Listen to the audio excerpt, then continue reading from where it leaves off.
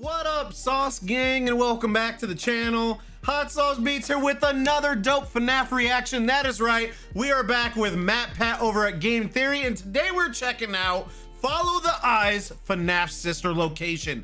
Now, last one we found out he started developing a sister location theory, but that was just off of a trailer. The game hadn't dropped yet, so I'm curious if this one is now with actual gameplay and what he thinks the theory is now. I am beyond hype for this, fam, but before we jump into it, show Game Theory some love by subscribing to their channel, and if you enjoy my reaction, smash that subscribe button because it greatly helps. But enough talking, let's get to reacting and roll that bomb ass intro. Hot Sauce Beats is finally here. Hot Sauce Beats is finally here. Eat, sleep, make beats. Eat, sleep, make beats. Hot Sauce Beats. Woo-hoo! Oh, and don't forget this Saturday, the brand new finale for the timeline comes out too. So it gets dark, we're getting some good FNAF stuff. The children's spirits will rise. They will kill you. I'll just walk out in the morning. He actually got some of the corpses. The lore really good with just it being a trailer, not even the game. Intruders. None of you.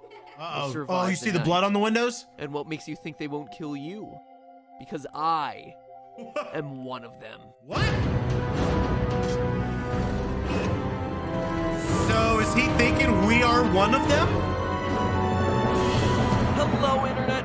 Welcome to Game Theory. Still available to consult on the FNAF movie storyline. Let's Seriously, go. Scott, I'll be waiting by the phone because I can practically guarantee I've put more collective hours. This was 7 years ago, chat. And they are just now beginning, or not beginning, they're filming right now. 7 years ago is when they were talking about the FNAF movie. Hours of thought into counting animatronic toes, tracking eye colors, listing out the differences between pizzerias, diners, and rental services, parsing out your phone guy calls, and counting and recounting and recounting again the number of dead child carcasses left in your story's wake than literally anyone else out there. I mean, I've even gone so far as to do the unthinkable for these sister location videos. That's right, I reread The Silver Eyes. Which is good, because again, that book does matter. 100% the lore in that book matters. An ironic twist, it took longer than the actual game. Now, here I am piecing together this script after, I kid you not, a weekend spent doing nothing but thinking about these games, writing and rewriting timeline after timeline to account for— Don't worry, Matt Pat. Just not are you going to consume that whole weekend doing it, you're going to consume the next 7 years with FNAF on the brain. For all the nonsensical Easter eggs shoved into this 4-hour experience. And you know the conclusion that I've reached? That your version of events isn't satisfying. That any theory I come up with that attempts to bend over backwards and cobble together every line of dialogue, design detail, and character motivation will be overcomplicated at best and inherently flawed at worst. And that's not me admitting defeat. It's a fundamental problem with the series right now. People are always going to have a love-hate relationship with any sort of lore theories or anything, because you're always going to have the people that agree and the people that disagree. It's always going to be that way. And again, at the end of the day, these are theories, right? So some of it's never going to be proven. And you just gotta think what's more believable. Too hard to do too many things. You've got elements of the past 4 games mixed in with FNAF World, mixed in with the book, all of which at this point have questionable canonicities, conflicting storylines, and competing dates. It's still 7 years, it's still the same. Characters that mimic other characters, characters that lie to you, and characters that may not even exist across the different story threads of the franchise. And it's unclear if this is a continuation of the books, if it's a continuation of the games, or just an outright reboot of some kind. The best analogy I can think of is that it's like the giant human glob you turn into at the end of Inside. A mass of limbs all struggling to work together to move in one direction, but all just failing out. Charlie Slimesicle! And honestly, it could have been easy. With Scott saying that the original story was completed with FNAF 4, we could have just said that sister location was aligned with the book and FNAF World to start paving the way for the movie. But then you couldn't help yourself, Scott. You just had to throw in those FNAF 4 Easter eggs, huh? And those put everything into chaos. And it's not just me feeling it. Based on what I'm reading online, a lot of FNAF theorists sense that the lore contained in sister location is a game changer, but then they don't exactly know why or what to do with it, struggling under the weight of explaining away Ennards and babies, Mikes and Williams. Dude, and it... Oh, yeah, because we still aren't 100% sure in regards to who... Like, we don't know that Mike is Michael, William Afton's son. When does that come out? When do we know that Mike is William Afton's son? When's that lore confirmed? Casual bongos and exotic butters. What's an Easter egg? Yeah, What's a tongue-in-cheek exotic butters, reference, and baby! what is actual canon? So understandably, Exotic there's some butters. confusion about what's actually going on in this game. And don't forget about the that is what I'm ex-Benedict. out to solve in these videos. Picking Sister Location apart to definitively put together which details matter and why this is such a monumental game for the franchise's lore. Because it changes So everything. Go ahead, keep your plots It changes vague and everything. convoluted, Scotty boy. I'm here to translate your madness to the world. First Was off, that South who are we Park? playing as? Historically, the protagonist of Freddy's games have had a varying degree of importance. There are those like Mike and Fritz who, for all we can tell, were just names with the sole purpose of filling out the "to" line on a paycheck. Sure, they may have been retconned into some importance now, but they were never really intended to be that way. Then there was the crying child of Fnaf 4, hospitalized and trapped in a waking nightmare. Slightly more important, I would hazard to say. And the game recognizes this as, during your first encounter with the new animatronic baby, she calls out, It's a strange thing to want to do. Bro, to again, this is the find game changer, chat. I'm curious what events would lead a person to want to spend their night. We also, last week we reacted to Sister Location, the domino animation, and it was, I mean, beautiful. I loved, again, it turned it into this like 20-minute long episode and beautifully displayed the game. Honestly, one of my favorite animations ever. Was amazing. In a Amazing. place like this, willingly. Maybe curiosity, maybe ignorance. answering the question of who you play as in Sister Location is more important than any of the rest of the games in the franchise, since it practically Michael Afton, dictates call me every crazy. other element of this story. Why you're there, what the ending. And just so you guys know, because I think some of you guys get confused. Like, I obviously know he doesn't know that at this time, right? I know we know 7 more years worth of lore than Matt Pat does 7 years ago. Because I got a couple comments on the, like, I think it was the last one. They're like, well, he can't know this stuff yet because it hasn't come out. I know that. I never said. Yeah. Things mean. Come what this on now. location Come on stands now. Let's for, not be how this fits silly. into the overall timeline. Let's not be It's a silly. big deal. Now, personally, based on the silhouette in the mirror, my first guess is to say that we're playing as Rick Astley, and Scott is just committing the most elaborate Rick roll Never in gonna history. give you up. Oh! I mean, just look Oh, at he that didn't do hair. it. It's an exact match, and let's face It it, is. Scott has proven that he's not above trolling us. But assuming he has a little bit more respect for the fan base than that, there can only be one possible conclusion here. In Sister Location, we play as William Afton, Purple Guy himself. And no, I'm not just saying that because the eyes in the It's funny though. I mean, he's nothing at all, right? But it's funny that, oh yeah, because the book started the lore in regards to William Afton, so we know the names now. That's ending right, are that's right. purple, like literally everyone else on the internet's been saying. Sure, it's a nice detail that may hint at Scott's intentions, but it's Or not it's William's proof. son. For proof, we begin by turning Mike. to the in-game dialogue. On your quest to unlock the game's fake ending, the animatronics taunt you with these little bits of dialogue, spoken by a young girl in a British-sounding accent. I'm still here. Isn't this why you came here? To be with her again?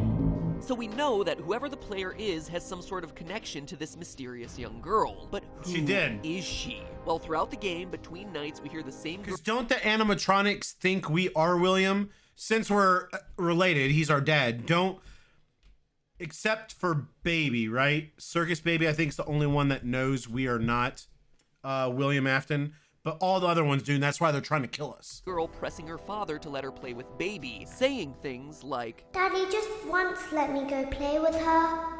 She's so pretty and shiny. Didn't No! you make her just for me? From that small snippet, we can not only tell that our character is her father, but that he's also in some way the creator, or has some level of control over the Yeah, animatronics. This in Afton- turn narrows the field Afton- down by quite a bit to two Electronics, men, William animatronics. Afton and Henry, no last name given, the two co-founders of Fazbear Entertainment as introduced in FNAF Robotics. Silver Was it Eyes. Afton By the way, Robotics? low blow, Was that- is Scott, that what it was forcing called? people to read in order to have any sort of clue as to what's going on in the franchise now? Because seriously, without reading the book, you would have no clue the importance of William Afton. Oh well, that's what I'm here for. Literally, that is what you're here for. Because I'm guessing probably 85 to 90% of FNAF fans haven't read the book. Maybe I should read the book. Chat, should I read the book? How good's the book? Let me know. Let me know in the comments. How good is the book? Should I read the book? Read it so you don't have to. Kind of like the nostalgia critic. Anyway, based on the girl's accent and William Afton's similar dialect at the beginning of the game, she can dance. She can sing. She can dance She's if you want equipped with to. built-in helium tech for inflating balloons right at her fingertips. Loud, bro. it would seem as Loud, though we bro. have ourselves a match. You are the father.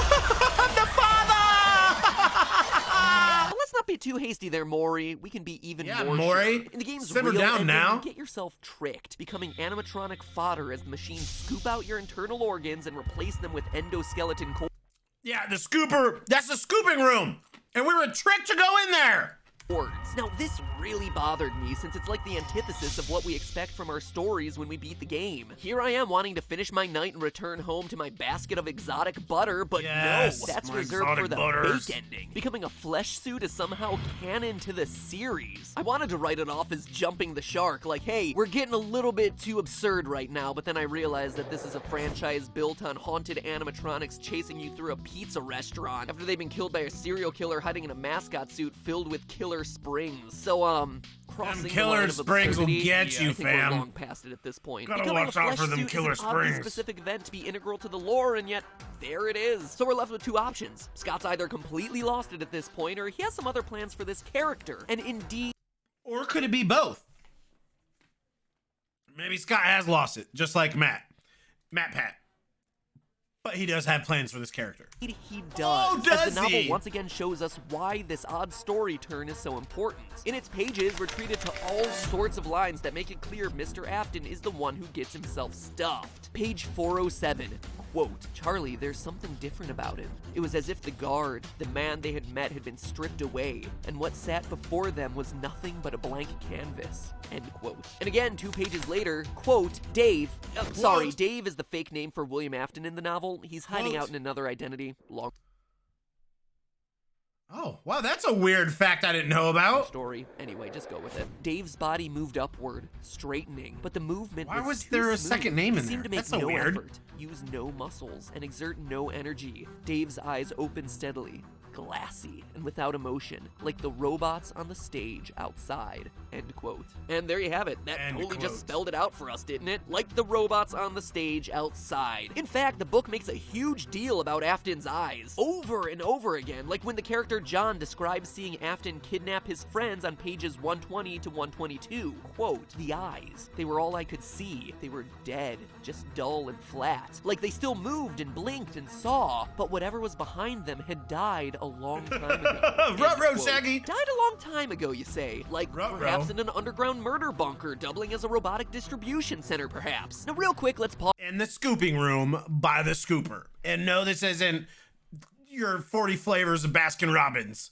It's a body scooper. Pause here and have some real talk to Ennard, Baby, and the gang. Guys, we're gonna have a bit of an intervention here. If your goal is to blend in with the outside world and look like us, look like any other human, choosing to go with the purple eyes is not gonna be helping your cause all that much. Artificial intelligence? More like artificial idiots. Do your homework. Artificial Humans idiots. don't tend to have Yeah, he doesn't know about ChatGPT in 7 years. purple eyes. I mean, seriously, We'll be we have a saying that blue-eyed now. animatronic just waiting to go. Look, there's Foxy. He has brown/orange eyes. Great. Anyway, I digress. Who am I to judge? Maybe we're all just left to assume that Afton walks around in those cool colored contacts. Anyway, it's not just the eyes that give away part. Afton True- as the true part. animatronic's meat puppet. His overall physicality has undergone a drastic change over the years as well. On page 418, we hear that Afton started off robust and lively, a hefty man who had the ruddy geniality of a financially shrewd Santa Claus. Wow. Financially shrewd Wow. Santa Claus, huh? No one said the writing of this book was any good. There's clearly a reason why only 500 people made it all the way through this book. And I say that because on Amazon Kindle, they actually show you the most popular highlighted sections, and like, they all drop off by midway through the book. So maybe I should not read the book. Should I not read the book? Because he makes it sound like it's terrible, chat. So I can only assume that I'm the only person who made it all the way through. The things I do for you. Anyway, soon after, our We love you, financially Matt shrewd Pat. Santa We love Claus you, is fam. accused of Seriously. murder. He's released due to no bodies being found, and then he skips town. However, when he comes back, he's a changed person. Quote, Afton had been fat and affable. The man in the picture was sallow and thin, his skin sagging, and his expression unpleasant. Ooh, as he if looks had like forgotten how to Scrooge! smile. He looked like Ebenezer a poor facsimile of Scrooge! himself. end quote. So when he comes back to town, he's not only lost a ton of weight, but he looks like a poor copy of himself. So that's us reading the subtext of these lines, but you don't even have to read between those lines. Afton tells us directly in the quote I used at the top of this episode. Quote, and what makes you think they won't kill— Dude, have we ever heard Matt Pat say quote so many times? End quote, quote, end quote, end quote. kill you, John said again, because I'm one of them, he said. I mean, let's face it is hard to argue with that one. He is outright saying he is an animatronic. Reading the book the first time, you all assume it's like, oh, he has a kindred spirit with these animatronics because he loves them so much and he dresses as one and this and that. But oh no, after playing Sister Location, it takes on a whole new meaning. Now, there are two major complaints against the Afton theory. One, that Baby's first lines are, I don't recognize you. You are new. and two, that none of it makes sense if Afton bleeds out in Springtrap in FNAF 3. But there's an easy answer for both of these situations.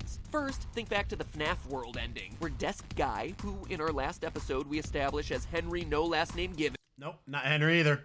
Close, not close. Nope. William Afton's partner in the Freddy Fazbear's franchise, confesses to building Baby. He's the creator, the one Baby would be most familiar with and not necessarily Afton. So Baby not recognizing Afton isn't all that much of a stretch. And regarding Purple Guy's death, we see in the book that William is covered in scars. Scars left over from surviving one major round of Springtrap failures. Quote, Dave had been shirtless under the costume and now his bare chest was clearly visible. His skin was horribly scarred, with raised white lines that scored his flesh in a symmetrical pattern, each side of his body mirroring the other. He raised his arms and turned slowly in a circle, giving Carlton Sounds like it was ample painful. time to see that the scars were everywhere. Sounds Also like it was note that we a never painful actually see Springtrap endeavor. die in FNAF 3, just collapse into his own pool of blood and shiver there. The light never drains from his eyes. And Silver vibing Eye out to shows this that it's music, not only chat. possible, but that William has indeed survived a Springlock failure in the past. So could the FNAF 3 incident be the reason he has all those scars in the book? Or he dies, but then his spirit stays in Springtrap and he's alive, and that's just the way that it is. Absolutely. Also, according to the timelines the events line up, all of the events of Silver Eyes take place in 1995, placing it long after any events that we've seen in the games thus far, with the exception of Fazbear's Fright.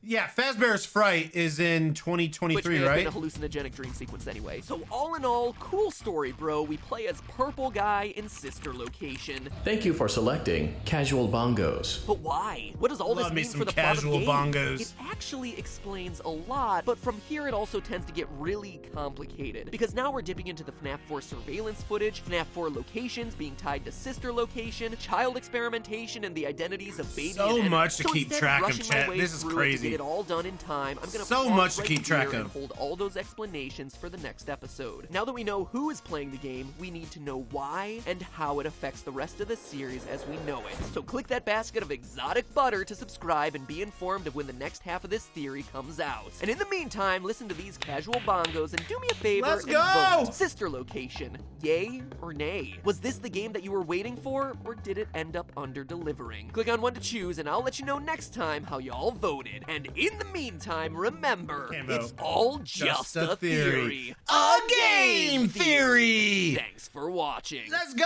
All right, let me bring you in, chat. Dude, again, so this is why I'm loving reacting to these, and the fact that obviously I did it out of order because I'm checking the new ones as they come out, but then I'm retroactively going back and watching these old ones in order too.